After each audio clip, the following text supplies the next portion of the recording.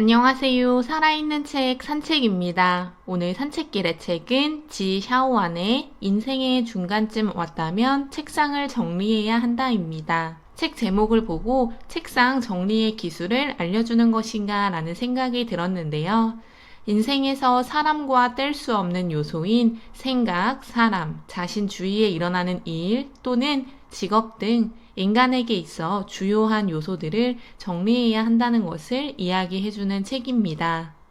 복잡한 세상이지만 그 복잡함은 단순한 것들로 모인 것으로 그 단순함을 찾아 정리한다면 충분히 내 삶을 주도적이고 행복하고 다른 사람의 시선을 의식하지 않은 채로 살아갈 수 있다고 이야기하고 있습니다. 끊고 버리고 정리한다는 의미인 일본어 단샤리를 책에서는 저자가 지속적으로 이야기합니다. 일도 사람 관계도 자신이 가지고 있는 생각도 정리하는 것은 아주 중요하다고 하는데요.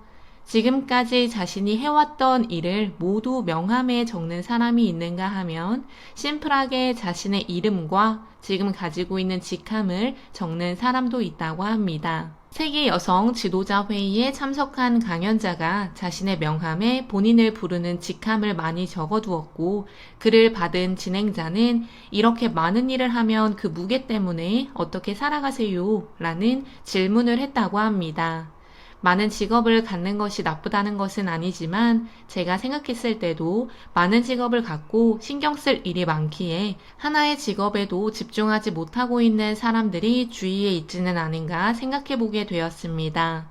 이처럼 직업이 여러 개더라도 자신의 우선순위에 맞춰서 정리하는 것은 중요하다고 보여집니다. 워런 버핏을 대단하게 만들 수 있던 아버지의 한마디는 너만의 느낌을 존중해야 한다였습니다. 그래서 그는 다른 사람들의 말에 흔들리지 않을 수 있었다고 하며 저자는 이 이야기를 인용해 진짜 행복이란 자기 의지에 따라 자신만의 삶을 정의할 수 있는지에 달려있다고 생각한다고 합니다. 다른 사람의 시선을 정리하는 것도 필요하다는 것을 말하는 것 같은데요. 내가 무엇을 해야 하는지를 나에게 물어보며 타인의 삶을 살아가는 것이 아니라 내 삶을 살아갈 수 있도록 해야 한다고 합니다. 앞서 말씀드린 단샤리는 일본 작가 야마시타 히테코가 제시한 미니멀 라이프 철학이라고 합니다. 새로 들어온 물건 가운데 불필요한 것은 끊어내고 이미 가지고 있는 물건 가운데 불필요한 것은 버리고 새로운 물건에 대한 집착에서 벗어나 마음가짐과 인생을 정돈해 나가는 과정을 이야기하는 것이라고 합니다. 단샤리의 본질은 정리하는 법을 가르치거나 무조건 버리라고 강요하는 것이 아니고 오히려 물건을 차분히 정리해 자신을 제대로 이해하고 혼란스러운 내면을 정리하는 것이라고 합니다. 그런 과정을 통해 인생을 쾌적하게 만드는 기술이라고 하는데요.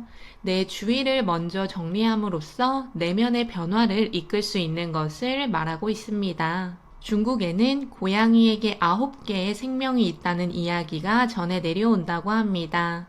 낙천적이고 생명력이 강한 고양이를 좋게 표현한 문장이라고 하는데요.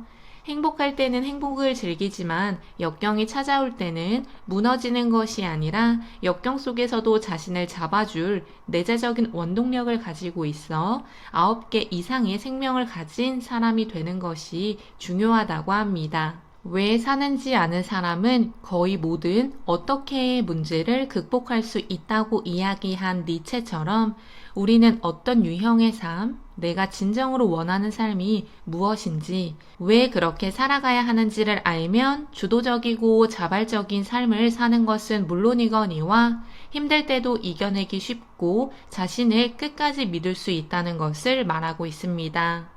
그렇게 된다면 부정적인 감정이 내 안에 들어오더라도 힘을 쓰지 못하게 되며 자신이 가야 하는 길을 알고 신념을 가지고 간다면 자기를 더욱 단단하게 만들어 부정적인 감정을 부정적이지 않게 느끼며 쓸데없는 감정 낭비를 하지 않을 수 있다고 합니다. 이 책에서 가장 공유하고 싶던 부분은 자유에 관한 부분이었습니다. 저도 보지는 않은 영화인데 델마와 루이스라는 영화에서 두 여성은 자기들이 하고 싶은 대로 하고 다닌다고 합니다. 좋은 일이든 나쁜 일이든 원하는 일을 하고 다닌다고 하는데요. 그 영화를 보고 저자 역시 일탈을 꿈꿨 때가 있었다고 합니다. 이 이야기를 하면서 저자는 자유가 자율에서 나온다는 원칙을 말하고 있습니다. 남의 지배나 구속을 받지 않고 자기가 세운 원칙에 따라 스스로 규제하는 일인 자율에서 자유가 나온다는 것인데요. 다시 이야기해서 내 원칙이 없는 사람들이 내 주위의 대부분이라면 그들은 제대로 된 자유를 모른다는 것입니다. 자신만의 원칙을 제대로 가지는 것이 자유의 시작이며 그 원칙을 가지기 위해서는 자신의 욕구와 생각을 정리하는 것이 필요하다고 보여집니다.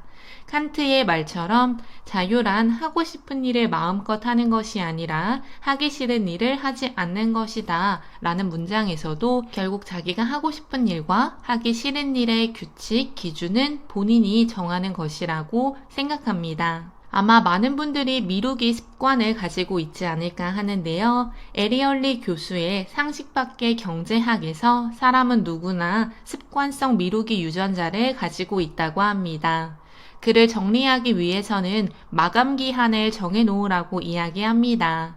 미루기를 중단하기 위한 마감 기한을 설정하는 행동은 자기 스스로를 통제할 수 있는 자기 통제력을 기를 수 있게 된다고 보여지며 브라이언 트레이시가 말한 것처럼 자기 통제력이 높을수록 우리는 행복해질 수 있다고 합니다. 또 행복해지려면 취사 선택을 하는 것이 중요하다고 합니다. 취사 선택을 한다는 것은 내가 원하는 것을 갖고 그렇지 않은 것은 정리한다는 의미인데요. 모든 것을 한꺼번에 다 해내겠다는 욕심을 버려야 한다고 합니다. 일을 할 때 역시 모든 것을 다 하고 싶지만 그 중에서 우선순위를 정하고 모든 사람과 좋은 관계를 맺고 싶다는 것 역시 욕심임을 알고 내 사람을 찾아서 정리하는 것이 필요합니다. 내 생각 역시 내 삶을 만들어 나가는 데 있어 쓸데없는 생각들을 정리해야 하는데요. 너무나 단순해서 사람들이 많이 잊어버리고 있는 부분들을 저자는 이 책에서 계속 이야기하며 정리할 부분은 정리해야 한다고 강조하고 있습니다. 코로나 바이러스로 인해서 지금은 어쩔 수 없는 상황이지만 우리는 사랑하는 사람들에게 손을 내밀어야 한다고 합니다. 그런 과정을 통해 손을 잡고 얼굴을 보고 대화하고 마음을 나누며 내 사람인지 아닌지를 파악하고 인간관계 역시 정리할 수 있다면 정리해야 한다고 합니다. 우리도 너무나 잘 알다시피 단물만 쏙 빼먹고 관계를 끊어버리는 사람들이 있는데요.